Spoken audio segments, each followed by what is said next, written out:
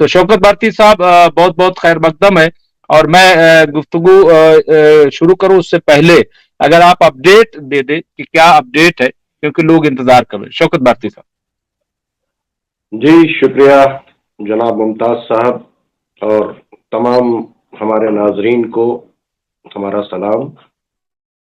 देखिए, जो अपडेट्स हैं वो ये है कि सबसे पहले जो सिक्योरिटी काउंसिल के अंदर कल बातचीत चल रही थी बाकायदा तौर से कि सीज फायर की, और 13 कंट्रीज ने उसे क्या किया कि क्या होना चाहिए, सीज फायर होना चाहिए। ब्रिटेन जो है वो वहां से आउट हो गया। ये 15 मेंबर्स का है सिक्योरिटी काउंसिल की जो टीम है, और अमेरिका ने फिर सीज फायर को विटो कर दिया। तो अब ये बात, इन सारी बातों के बावजूद, अगर जब ये बिल्कुल लास्ट स्टेज है कि रफा के ऊपर अटैक होने वाला है, और अब दो तरफ लोग छट गए हैं। एक तरफ आपने देखा कि हमास वाले इधर हो गए हैं, और तमाम इनोसेंट औरतें, बच्चे और सिविलियंस जो है रफा के बॉर्डर पर पहुंच गए हैं।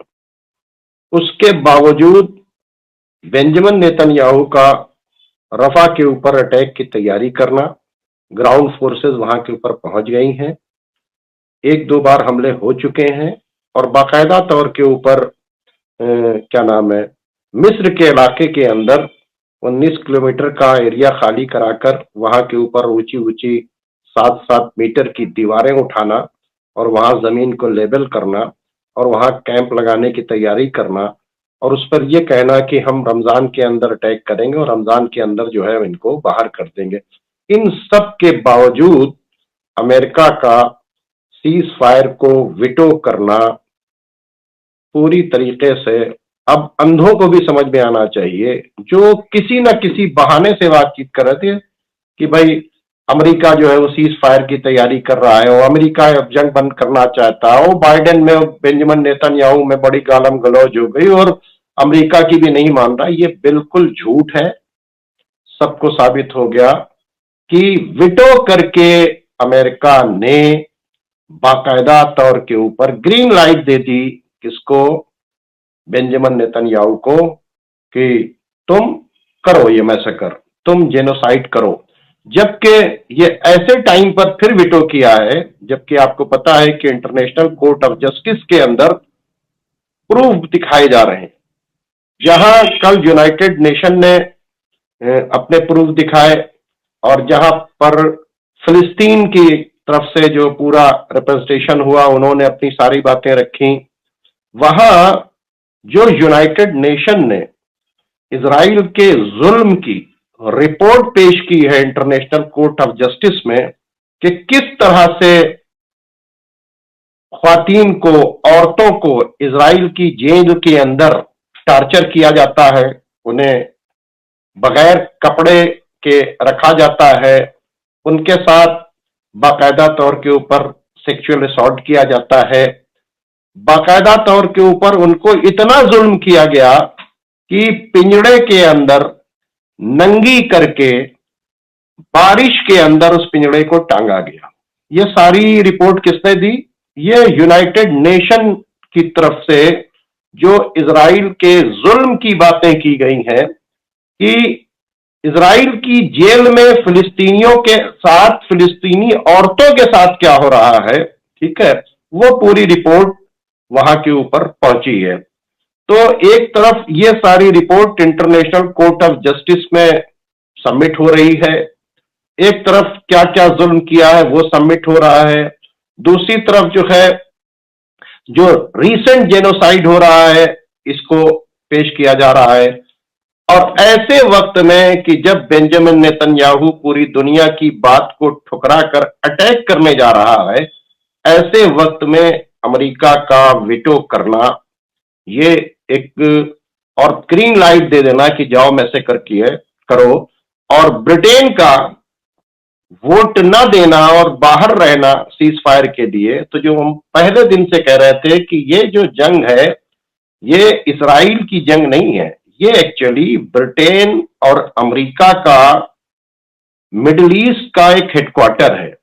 ये इसराइल जो है ये इन्हीं का सेटअप है, और ये सब कुछ जो कुछ कर रहा है सामने से आकर ना करके बैक से आकर बेंजामिन नेतन्याहू के कंधे से ये तमाम जेनोसाइड, तमाम मैसेकर ये जो करवा रहा है, ये सिर्फ अमेरिका करवा रहा है। इस बात को मैं पहले दिन से कह रहा हूं, और अब सबके सामने ये आ गया कि जंग बंदी के अब कोई चांसेस नहीं। जो सीज फायर के लिए वहां वोट नहीं कर रहा है, वो सीज फायर की क्या बात करेगा। एक तो ये मामला है जो जो जुल्म और बर्बरियत वहां के ऊपर इंटरनेशनल कोर्ट ऑफ जस्टिस में यूनाइटेड नेशन ने सबूत ख्वातीन के सिलसिले में, औरतों के सिलसिले में जो पेश किया है, उसको पढ़ने के बाद, उसको सुनने के बाद आप खून के आंसू रोएंगे, और आप ये नहीं कह सकते कि कहीं से ये लोग इंसान हैं।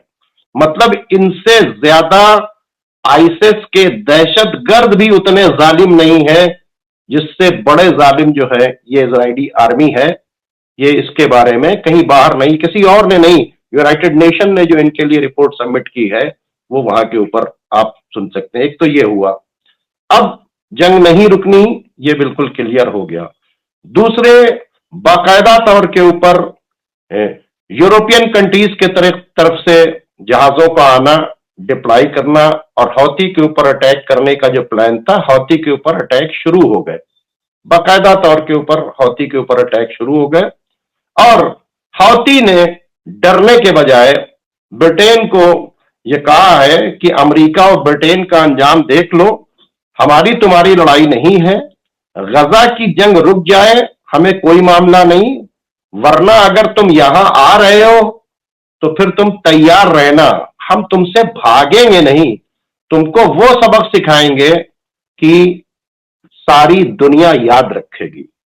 ये यमन ने कहा, और आज यमन ने एक अमेरिका के जहाज को और एक जो है इजराइल के जहाज के ऊपर पूरी तरीके से हमला किया, और एक अमेरिकन वो ड्रोन M900 जो अमेरिका का बहुत ही कीमती ड्रोन है और बड़ा एडवांस ड्रोन है, अमेरिका का सबसे ज्यादा एडवांस ड्रोन है, जिसको अभी इससे पहले क्या नाम है हौती हिट कर चुका है, उस दूसरे ड्रोन को भी इन्होंने हिट किया है। ये वो ड्रोन है जिसको खरीदने की तमन्ना हिंदुस्तान कर रहा है। मैं आपके चैनल से हिंदुस्तान वालों से कहूंगा कि अब इनके सामान सोच समझ के खरीदे, जो हौती की मिसाइल से गिरा दिए जाए, ठीक है, या यासीन 105 से जो मरकावा टैंक फोड़ दिए जाएं, ये या जो इनका इंटरसेप्टर पूरी तरीके से फेल हो रहा है, ठीक है, इसको खरीदने की जरूरत नहीं है, इससे कोई असर नहीं पड़ेगा। तो MQ-900 को उन्होंने फिर आज गिराया। और एक और रिपोर्ट जो आज आ रही है, अभी अनकंफर्म रिपोर्ट है, ये बल्गेरिया की साइट के ऊपर और भी बहुत सी मिलिट्री साइट्स के ऊपर आई है, जिसके अंदर यह बताया गया है कि जो अंडर वाटर जो क्या नाम है अमेरिका की नेवी है, जो अंडर वाटर काम करती है, उसका जो सबसे ज्यादा एडवांस जो ड्रोन था, रिज्यूम 600, रिसम 600, ये वो ड्रोन है जो 600 गज नीचे जमीन के यानी पानी के अंदर वहां पे तमाम एक्टिविटीज को करता था, और बाकायदा तौर के ऊपर बहुत ही एडवांस ड्रोन है। इस ड्रोन को हौती ने कुछ दिन पहले पकड़ लिया, और पकड़ने के बाद उसको ईरान को भेज दिया। इससे पहले भी 2018 में इनका एक वो वाटर ड्रोन जो वो हौती पकड़ चुके थे। तो अब आप सोचिए कि जो उनका सबसे बड़ा एडवांस ड्रोन था, उसको भी हौती ने पकड़ लिया है, और ये न्यूज आ रही है, अभी इसको कंफर्म ना रिजेक्ट किया है ईरान ने, ना यमन ने रिजेक्ट किया है, ना अमेरिका ने रिजेक्ट किया है इस न्यूज को, लेकिन एक न्यूज आ रही है कि इस ड्रोन को बाकायदा तौर के ऊपर पकड़ा है। दूसरी एक न्यूज ये आ रही है कि अफ्रीका से, अफ्रीका में वो कांगो जहां के ऊपर ये फिलिस्तीनियों को भेजना चाहते थे, कांगो के करीब जो है रवांडा है। रवांडा की एक रेबल फोर्स है M23। ये वो फोर्स है जो रवांडा सरकार से बाकायदा तौर के ऊपर टकराती रहती थी। तो रवांडा ने क्या किया कि उससे कहा कि आप लोग मिलिट्री के अंदर शामिल हो जाइए और बाकायदा तौर के ऊपर रवांडा आर्मी के साथ में शामिल हो जाइए, और निगोसिएशन हो रहा था। वहां के ऊपर अमेरिका ने उसमें अड़ंगा पैदा किया। ये अड़ंगा क्यों पैदा किया? क्योंकि वहां से ये लोग मर्सनरीज को ला रहे हैं, भाड़े के सैनिक को ला रहे हैं, और लाने के बाद गजा में उतार रहे, लाने के बाद इजराइल की आर्मी को दे रहे हैं। और ये रिपोर्ट्स पहले भी आ चुकी है कि हजारों जो ये भाड़े के सैनिक जो हैं ये मारे गए हैं, और जो मारे गए हैं चूंकि इनका कोई रिकॉर्ड नहीं होता तो इनको एक बड़े से शिप में कर समंदर के अंदर डाल दिया गया। और यमन ने यह न्यूज दी है कि हमारे यहां अमेरिका ने ISI के लोगों को एक्टिव कर दिया है, और सीरिया से कुछ कमांडर्स भी आए जिनमें कमांडर्स को मारा है। यानी इसके मतलब जो है यमन को अंदर से तोड़ने के लिए वही स्ट्रेटेजी जो सीरिया के अंदर दहशतगर्दों को पालकर की जा रही थी, वही यमन के अंदर भी सीरिया से आईसिस के टेररिस्ट को यहां के ऊपर अमेरिका एक्टिव कर रहा है। तो अब इस वक्त क्या कर रहा है अमेरिका? अफ्रीका से भाड़े के सैनिक लाने के बाद क्या नाम है आईसिस को और तमाम टेररिस्ट ऑर्गेनाइजेशन को भी बाकायदा तौर के ऊपर एज ए टूल इस्तेमाल कर रहा है। और उसी का रिजल्ट था, जैसा कि हमने आपको बताया, कि ईरान की पाइपलाइन के ऊपर अटैक हुआ और जनरल कासिम सुलेमानी के बरसी के दिन जो है अटैक करके वहां 100 से ऊपर लोग मारे गए और 200 से ज्यादा लोग जख्मी हुए। तो ये डेवलपमेंट जो है ये पूरी तरीके से चल रही है। लेकिन इन सब के बावजूद जो हमले किए हैं गजा ने, तो 24 घंटे के अंदर आप देखें तो तकरीबन 46 लोग जो हैं वो मारे गए हैं। इसको एडमिट किया है खुद इजराइल ने कि हम उनको इंजर्ड से लेके गए, और एक बहुत बड़ा हमला किया हमास ने जिसके ऊपर मारा है। और 6 लोगों को आज अभी कुछ देर पहले उनको भी एक घर के अंदर थे उसको ट्रैप करके उड़ाया है। दूसरी तरफ जो है किरियात शमूना पर, सफेद सिटी के ऊपर, शीवा फार्म के इलाकों के ऊपर भयानक जो है हसन नसरुल्लाह ने, मतलब वो अपने जो हिजबुल्लाह है उसने पूरी तरीके से अटैक किया। और आज उन्होंने एक ड्रोन इजराइल के एक मिनिस्टर के घर के अंदर उसके बागीचे में फोड़ा नहीं, वहां उड़ाकर वहां उसे लैंड करा दिया। उन्होंने एक मैसेज दिया कि तुम याद रखो इसको हम फोड़ भी सकते थे, हमारी पहुंच यहां तक है। क्योंकि हसन नसरुल्लाह ने यह कहा था कि हम किरियात शमूना से लेकर इलाक तक, यानी जैसे हमारे यहां कश्मीर से लेकर कन्याकुमारी तक कहा जा रहा है कि हम वहां तक अटैक कर सकते हैं।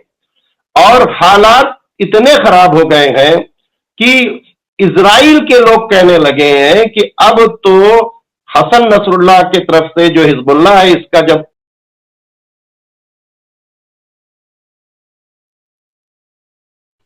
ना हमें सायरन बजते हैं ना हमें पता चलता है, अब वो इतना ज्यादा परेशान है।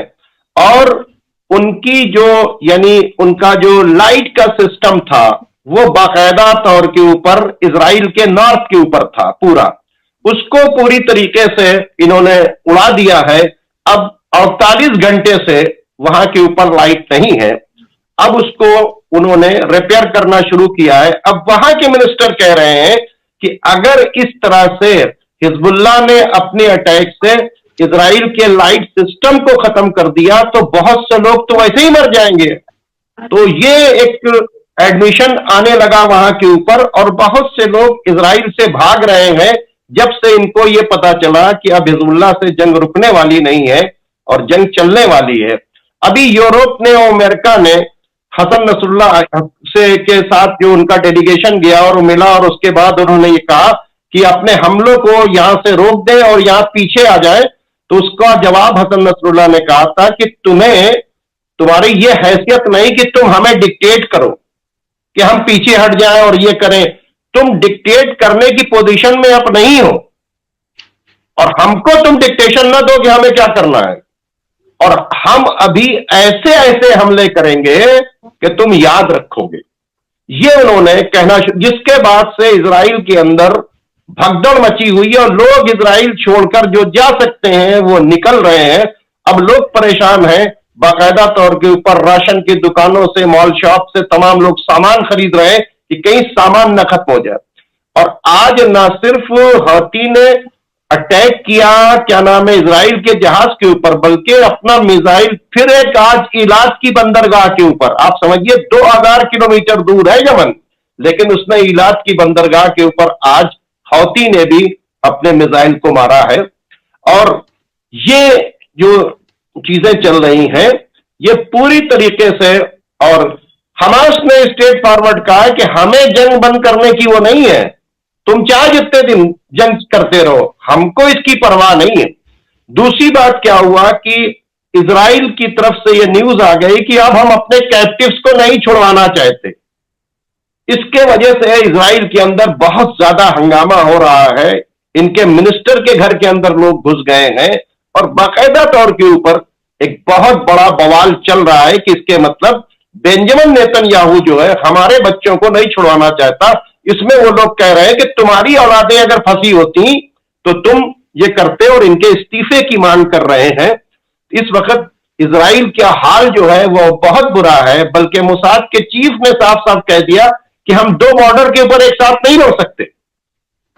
तो अभी तो दो बॉर्डर की बात कहां हो रही है, अभी तो ये जंग लेबनान की तरफ से है भी शुरू होगी, यहां आप वहां पर भी शुरू हो गई है, क्या कहते हैं आपके सीरिया की तरफ से भी शुरू हो गई, इन्होंने सीरिया के ऊपर भी अटैक किया है, जाहिर सी बातचीत है फिर इराक की तरफ से भी शुरू होगी। तो ये जंग पूरी तरीके से बढ़ रही है।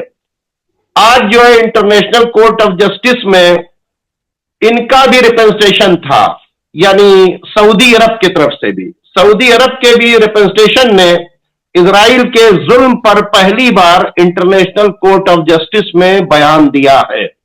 जहां फिलिस्तीन का बयान और दूसरे कंट्रीज का बयान आया है, इन्होंने पहली बार ये बयान दिया है, यानी इंटरनेशनल कोर्ट ऑफ जस्टिस में पहली बार ये इजराइल के खिलाफ जाकर खड़े हुए हैं और उन्होंने बयान दिया है।